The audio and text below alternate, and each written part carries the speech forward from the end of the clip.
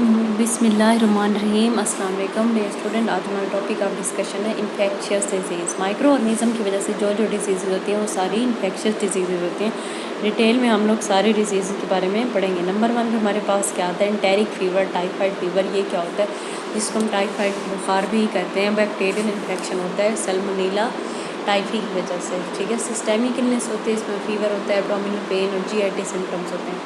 Typhoid क्या है, जिसकी पब्लिक हेल्थ कंसर्न है डिफरेंट पार्ट्स में। कॉजेज़ क्या होते हैं इसके, बैक्टीरियल इन्फेक्शन सैल्मोनेला टाइफी की वजह से, फीकल ओरल रूट ट्रांसमिशन होती है, कंटेमिनेटेड फूड और वाटर जैसे ह्यूमन टू ह्यूमन ट्रांसमिशन की वजह से। सिम्टम्स क्या होते हैं, ग्रेजुअल ऑनसेट ऑफ फीवर, अचानक से बुखार होता है, एब्डोमिनल पेन, हेडेक और बॉडी एक्स होते हैं, वीकनेस और फटीग, रोज स्पॉट्स होते हैं और जीआईटी सिम्टम। डायग्नोसिस की अगर हम बात करते हैं, blood culture test, stool culture और वाइरल टेस्ट इसके लिए परफॉर्म करवाए जाते हैं।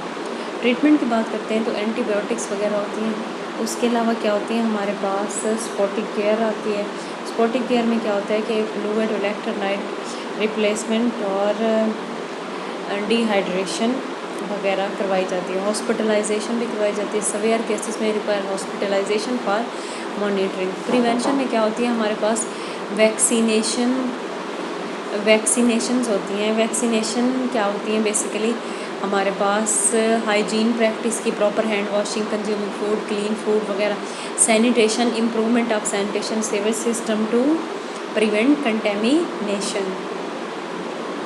उसके बाद क्या होता है, बेसिकली हमारे पास कॉलरा डिजीज़ होती है। कॉलरा क्या है कि अक्यूट डायरियल इन्फेक्शन होता है, बैक्टीरिया विब्रियो कॉलरा की वजह से ट्रांसमिट करते हैं, इंजेक्शन ऑफ कंटेमिनेटेड फूड और वाटर की वजह से। Cholera significant global health concern है, जिसमें पुअर सैनिटेशन की वजह से प्रॉब्लम होती है। बैक्टीरियल इन्फेक्शन विब्रियो कॉलरा की वजह से, faecal oral transmission, contaminated food और वाटर की वजह से। सिम्टम क्या होते हैं, वाटरी डायरिया हो जाता है, वॉमिटिंग, डिहाइड्रेशन, मसल क्रैम्प्स हो जाते हैं, low blood pressure, rapid heart rate, sunken eyes हो जाती हैं और ड्राई म्यूकस मेम्ब्रेन होती है। डायग्नोसिस की अगर हम बात करते हैं, स्टूल कल्चर टेस्ट होते हैं हमारे पास, रैपिड डायग्नोसिस टेस्ट होते हैं। ट्रीटमेंट की बात करते हैं, रिहाइड्रेशन थेरेपी होती है, एंटीबायोटिक्स ट्रीटमेंट की जाती है, zinc supplement, clean water and safe sanitation, hygiene practice and vaccination. उसके बाद डाइसेंट्री क्या होती है, बेसिकली डिस्क्राइब करती है इन्फ्लेमेशन ऑफ द इंटेस्टाइन। जब इंटेस्टाइन में इन्फ्लेमेशन हो जाती है, बट खास तौर पे कोलोन में सवियर डायरिया, जिसकी प्रेजेंस ऑफ ब्लड होती है, उसके अंदर mucus in the stool. It is typically cause by bacteria और पैरासाइटिक इन्फेक्शन। बैक्टीरिया इन्फेक्शन कौन से होते हैं, शगीला, ई कोलाई की वजह से, पैरासाइट में एंटोमीबा, हिस्टोरिटा, गियार्डिया, लैम्बिया।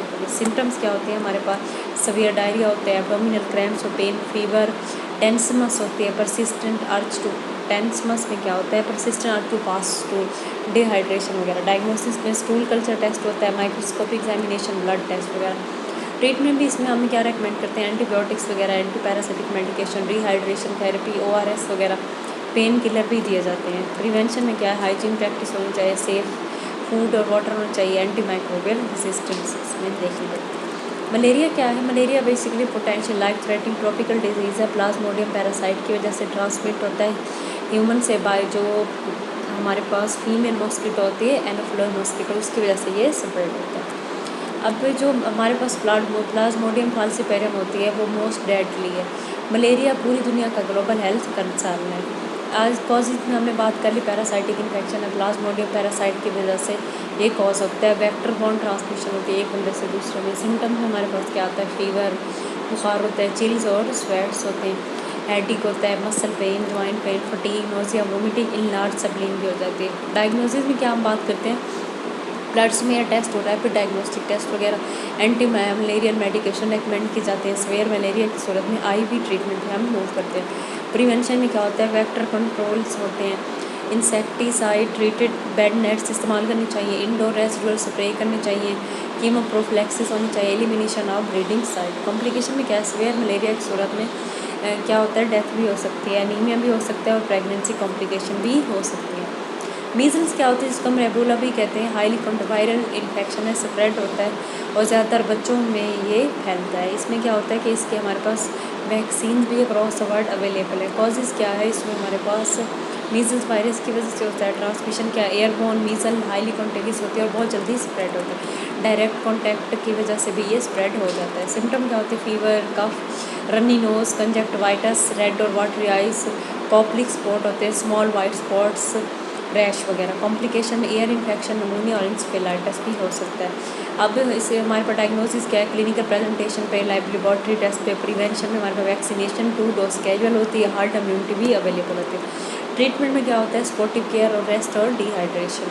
मम्स क्या है, बेसिकली वायरल इन्फेक्शन है, मम्स वायरस की वजह से होता है। पैरामिक्सोवायरस की फैमिली है और स्लेवरी ग्लैंड पे ये इफेक्ट करती है, स्वेलिंग हो जाती है। जो प्रिवेंटेबल डिजीज़ है और मीजल, मम्स और रेबुला वैक्सीन इसके लिए अवेलेबल होते हैं। अब इसका पॉजिटिव एजेंट क्या है, वायरस ट्रांसमिशन इसकी कैसे होती है, एयरबॉर्न होती है, एक बंदे से दूसरे में स्प्रेड होता है, डायरेक्ट कॉन्टैक्ट की वजह से भी ये स्प्रेड होता है। यहाँ पिक्चर में हमें शो करवाया गया। सिम्टम में क्या होती है, स्वेलिंग और इन्फ्लेमेशन ऑफ वन और बोथ पैरोटिड ग्लैंड्स में, fever, headache, muscle aches, loss of appetite, fatigue, complication आ जाती है।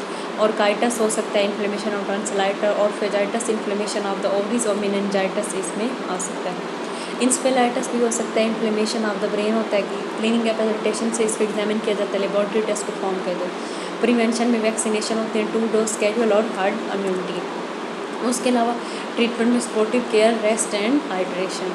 नेक्स्ट हमारे पास क्या आ जाता है, चिकन पॉक्स, जिसको हम वर्सीला भी कहते हैं, हाईली कॉन्टेगियस वायरस की वजह से स्प्रेड हो जाता है, बच्चों में ये अफेक्ट करता है।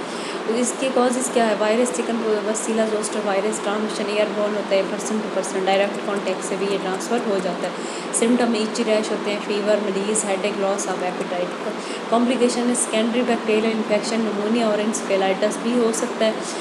डायग्नोसिस में clinical presentation, laboratory test, vaccination programme इसके लिए रिकमेंड किए जाते हैं। और उसके अलावा 2 डोज कैजुअल और हार्ड इम्यूनिटी।